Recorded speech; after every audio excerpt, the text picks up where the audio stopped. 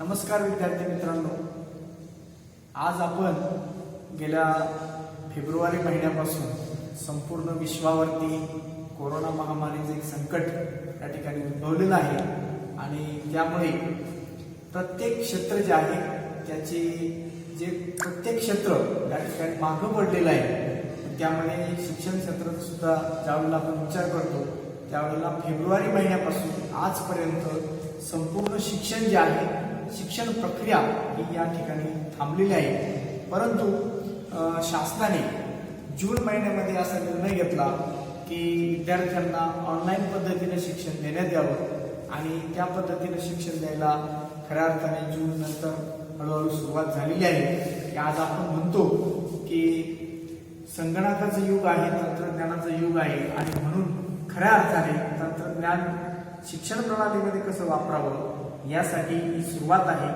आणि या कोरोनाच्या संकटातून लवकरात लवकर संपूर्ण विश्व आणि देश या ठिकाणी लवकरात लवकर मुक्त व्हावा अशी आपण सर्वजण प्रार्थना करूया आणि आपल्या या ऑनलाईन शिक्षण प्रणालीमध्ये आपण आपल्या DLED द्वितीय वर्ष आहे या द्वितीय वर्षाच्या विषय शिक्षणातील नवीन विचार प्रवाह या विषयावरती आपण सुरुवात करणार आहोत।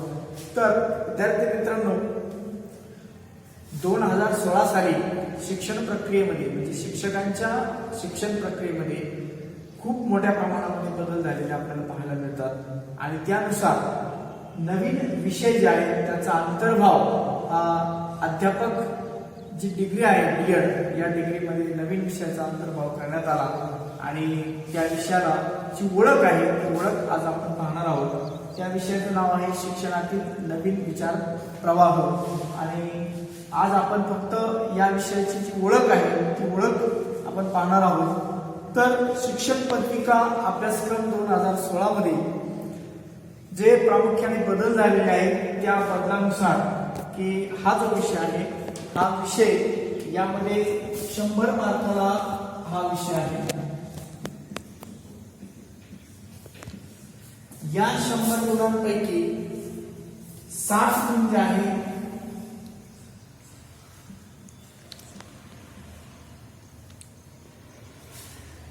हे प्रात्यक्षिक कार्यासाठी असणार आहे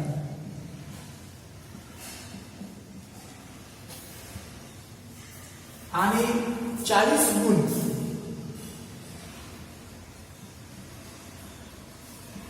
हे थिअरीसाठी असणार आहे।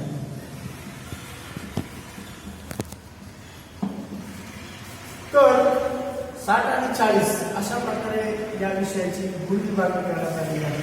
तर साधारणतः यामध्ये प्रामुख्याने 6 प्रकरण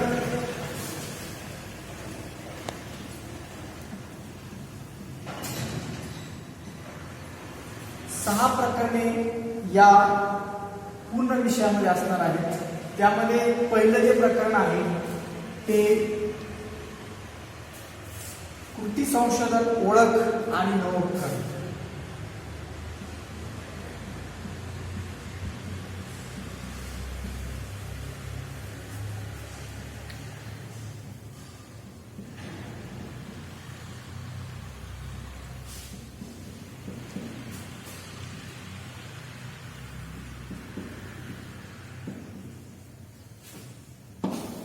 कृती संशोधन ओळख आणि नवोपक्रम।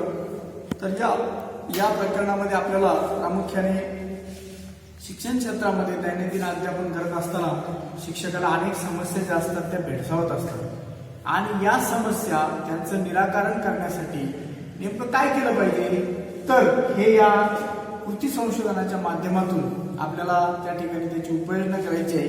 तर यामध्ये या प्रकरणामध्ये आपण पाहणार आहोत की समस्या निराकरणासाठी कृती संशोधन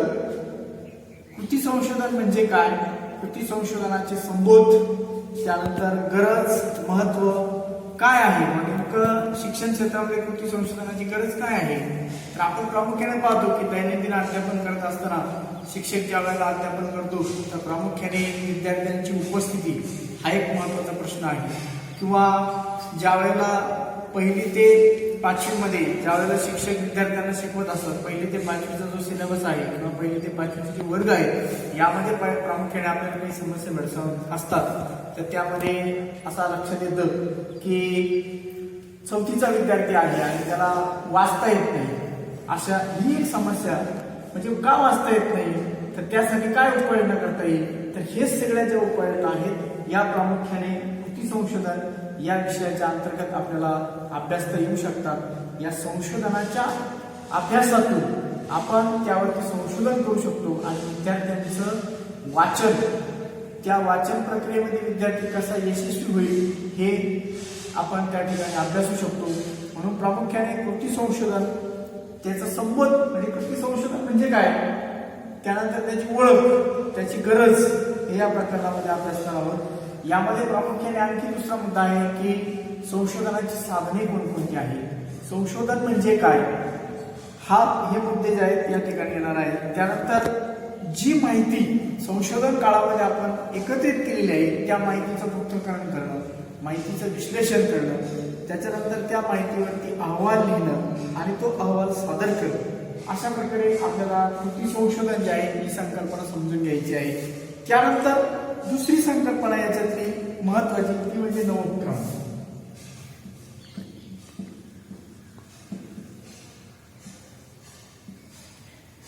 नवोपक्रम म्हणजे काय, तर नवीन एखादा उपक्रम की ज्या उपक्रमांच्या साह्याने, म्हणजे शिक्षण क्षेत्रामध्ये पहा तेच बदल जे आहे ती संकल्पना थोडीशी दूर जाऊ, नवीन काय करता येईल की ज्यामध्ये विद्यार्थ्यांना रुची वाटेल, गोडी वाटेल, आनंद वाटेल, विद्यार्थी आनंददायी पद्धतीने शिक्षण घेईल, तर हे नवीन उपक्रमांच्या साह्याने आपण करू शकतो.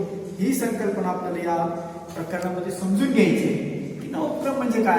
याचं उदाहरण आपल्याला सांगता येईल की समजा विद्यार्थी जो आहे ज्या परिसरामधून येणारा विद्यार्थी असेल, ग्रामीण भागातून येणारा विद्यार्थी असेल, तर त्या विद्यार्थ्याला आपण असं सांगू शकतो की बाळा, ज्या वेळेला तू तुझ्या आसपास निरीक्षण करतो आणि निरीक्षण करत असताना तू आसपास, समजा त्याला आपण सांगितलं की तुझ्या आसपास असणारे जे वेगवेगळे पक्षी जे आहेत या पक्ष्यांची माहिती लिहून आण, हा त्याच्यासाठी नवोपक्रम होणार आहे.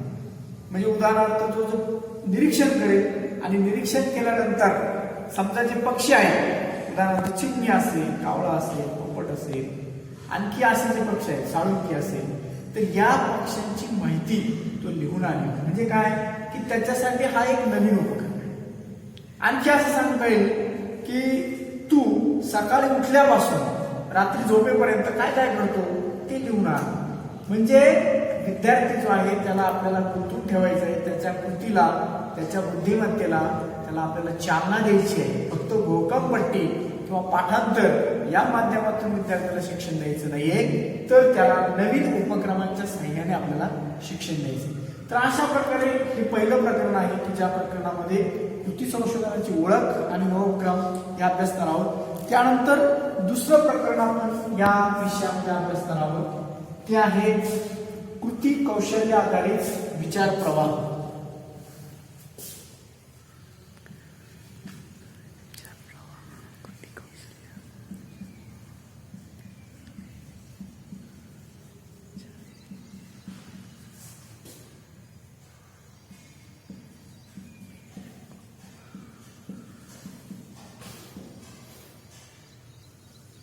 कृती कौशल्य आधारित विचार प्रवाह यामध्ये तुम्ही पहा, एक महत्वाची गोष्ट आपल्याला या ठिकाणी लक्षात येते की सर्वात जास्त महत्व हे कृतीला दिलेलं आहे. कारण माणूस ज्या वेळेला ऐकतो, ऐकून जे लक्षात राहतं ते फक्त 5%, पाहून जे लक्षात राहतं ते फक्त 83%, आणि ज्या वेळेला विद्यार्थी कृती करतो त्यावेळेला ते कायम लक्षात राहत असते.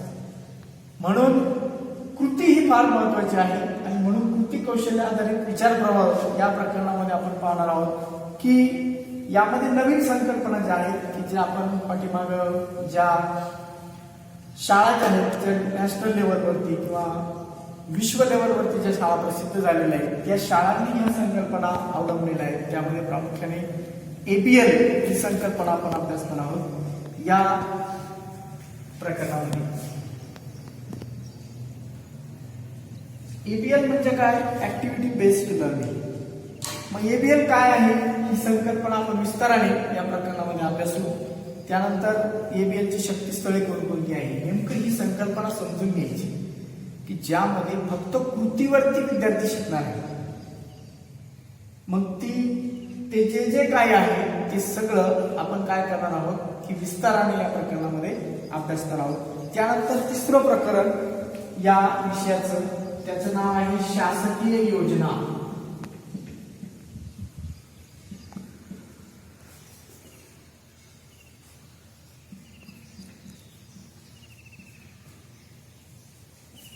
शिक्षणाच्या बाबतीत महाराष्ट्र सरकार असेल किंवा केंद्र सरकार असेल या गव्हर्नमेंटने कोणकोणत्या योजना राबवलेल्या आहेत त्या योजनांचा अभ्यास आपल्याला या प्रकरणामध्ये करायचा आहे.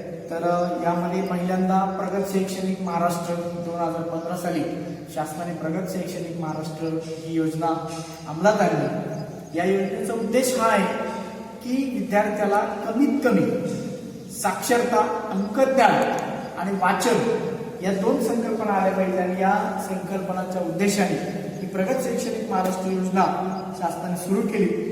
त्यानंतर शाळाबाह्य मुलं जी असतील त्या शाळाबाह्य मुलांसाठी सुद्धा काय प्रयत्न करता येतील त्यासाठी वेगवेगळ्या योजना शासनाने सुरू केलेल्या आहेत. त्यानंतर जी मुले अनियमित आहेत किंवा शिक्षणाच्या प्रवाहामध्ये येऊन त्यांनी अर्ध्यावरती आपली शाळा सोडलेली आहे किंवा अशी मुलं की जी शिक्षणाच्या प्रवाहातच आलेली नाही तर या मुलांसाठी सुद्धा शासनाने काही योजना राबवलेल्या आहेत. त्या योजनांचा आपल्याला अभ्यास करायचा या प्रकरणामध्ये. त्यानंतर पढो भारत बडे भारत ही योजना आहे. त्यानंतर सर्व शिक्षा अभियान ही योजना आहे. त्यानंतर CSR शिक्षण प्रणाली जी आहे ती योजना आहे. तर या सगळ्या योजना संकल्पना आपल्याला या प्रकरणामध्ये समजून घ्यायचे. त्यानंतर चौथं प्रकरण आहे नवीन विचार प्रवाह.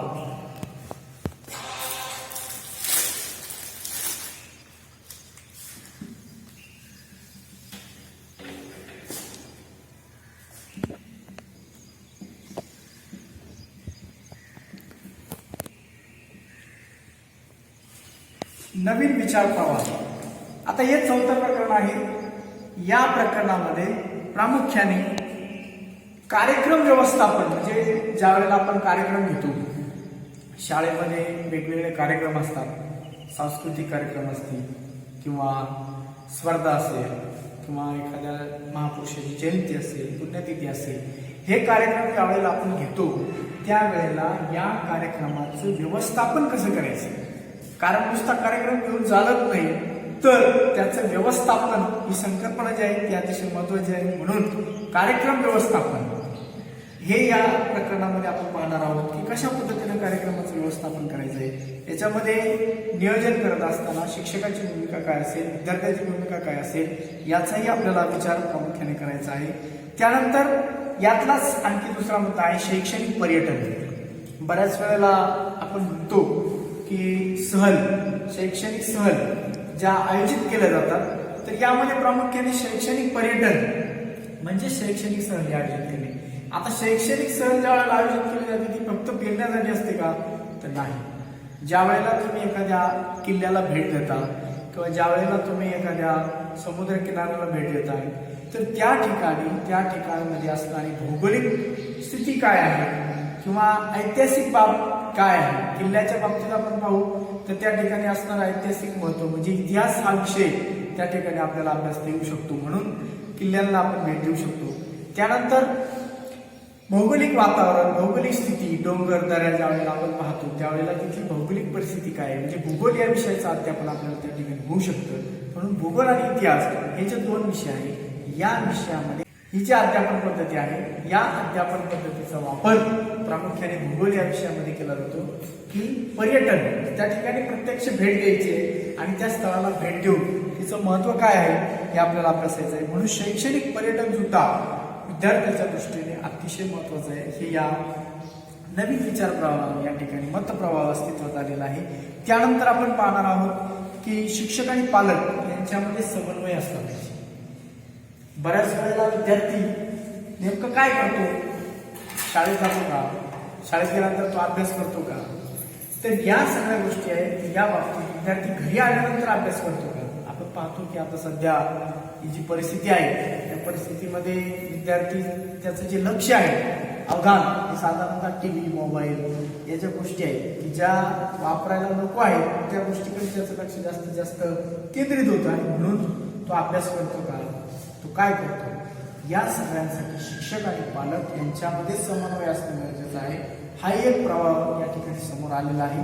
त्यानंतर काही स्वयंसेवी संस्था ज्या आहेत महाराष्ट्रामध्ये की ज्यांनी अतिशय उल्लेखनीय काम केलेलं आहे, ज्या शिक्षण क्षेत्रामध्ये काम करतात, सामाजिक क्षेत्रामध्ये काम करतात, या स्वयंसेवी संस्थांची माहिती सुद्धा आपल्याला या ठिकाणी घ्यायची आहे. हा एक विचार प्रवाह या ठिकाणी अस्तित्वात आलेला आहे. त्यानंतर तंत्रस्नेही शिक्षक ही संकल्पना काळाच्या ओघामध्ये आता समोर येत चाललेली आहे.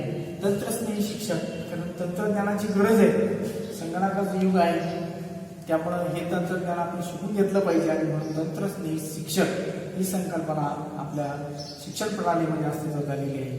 ती संकल्पना आपल्याला या प्रकरणामध्ये समजून घ्यायची आहे. त्यानंतर नवीन नवीन GR बऱ्याच वेळेला आपण ऐकतो की असा GR निघाला, तसा GR निघाला. हा GR म्हणजे हे सुद्धा आपल्याला समजून घ्यायचं आहे. एक शिक्षक छात्र अध्यापक म्हणून आपल्याला ही संकल्पना समजून घ्यायची आहे. कारण भविष्यामध्ये आपण आपल्या देशाचं भविष्य घडवणार आहोत आणि त्यावेळेला आपल्याला जर ही संकल्पना माहीत नसेल तर कदाचित अतिशय आपलं ज्ञान जे आहे ते दुबळं ज्ञान समजलं जाऊ शकतं आणि म्हणून GR नेमकं काय आहे हे समजून घेणं. नवीन नवीन ज्या शैक्षणिक योजना शासन राबवतो त्या GRच्या माध्यमातून आपल्यापर्यंत येत असतात, तर तो GR. त्यानंतर 5वं जे प्रकरण आहे, या प्रकरणामध्ये आपण 5व्या प्रकरणामध्ये शिक्षणातील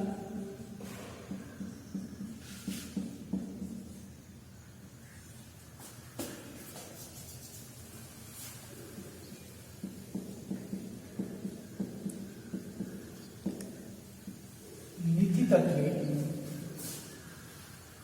व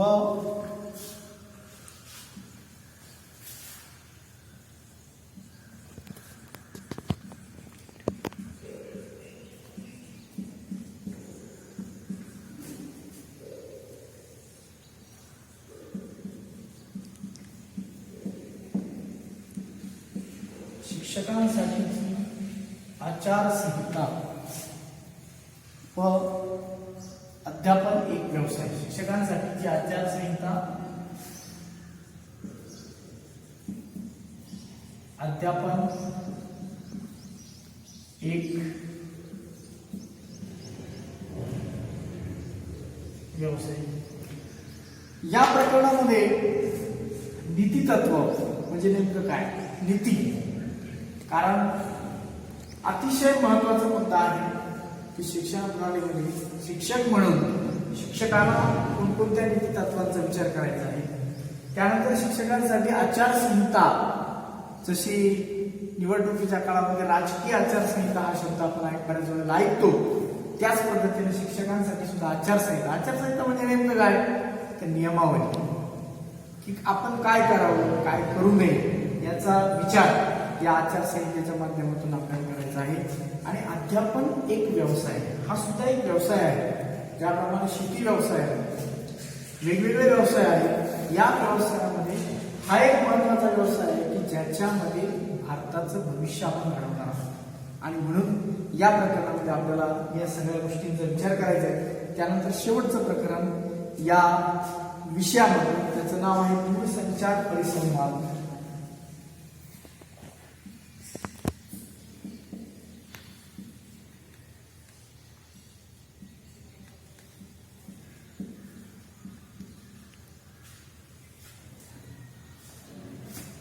शांततेसाठी शिक्षण.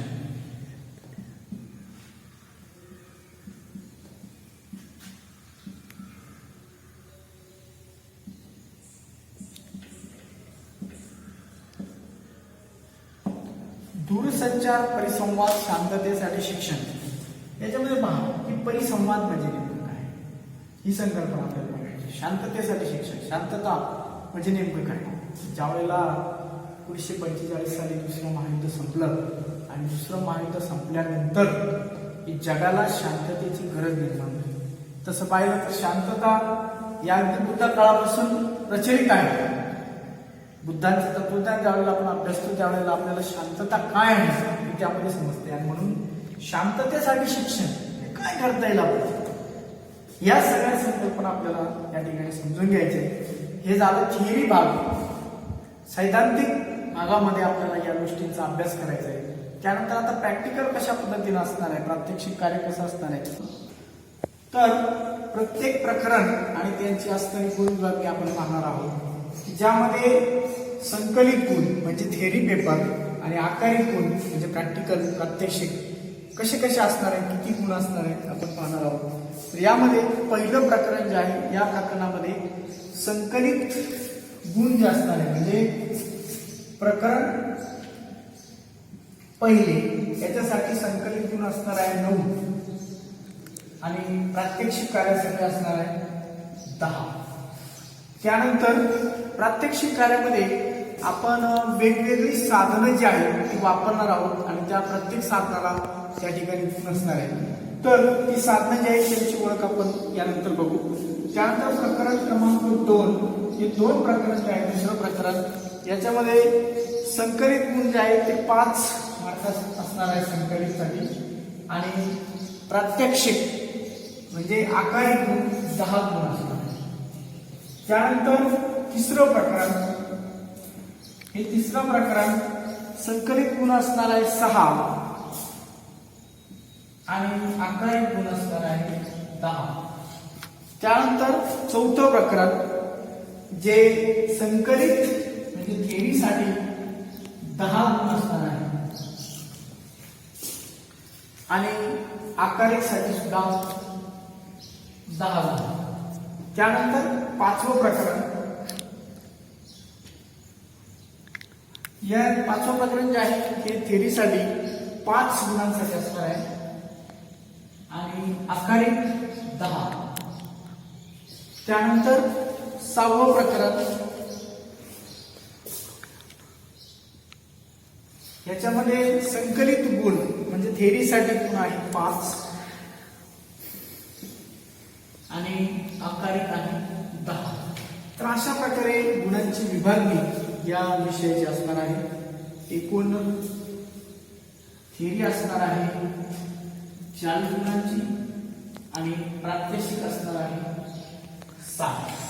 संकलित गुण 40, आकारिक गुण 60. त्यानंतर या आकारिक मूल्यमापन ज्या वेळेला आपण विद्यार्थ्यांचं करू त्यावेळेला जी साधना आपण पाहणार आहोत, त्यामध्ये सर्वात प्रथम ज्या साधनांचा आपण वापर करू शकतो, जी साधनं वापरायची आहे त्यामध्ये नंबर 1 ला आहे ट्युटोरियल.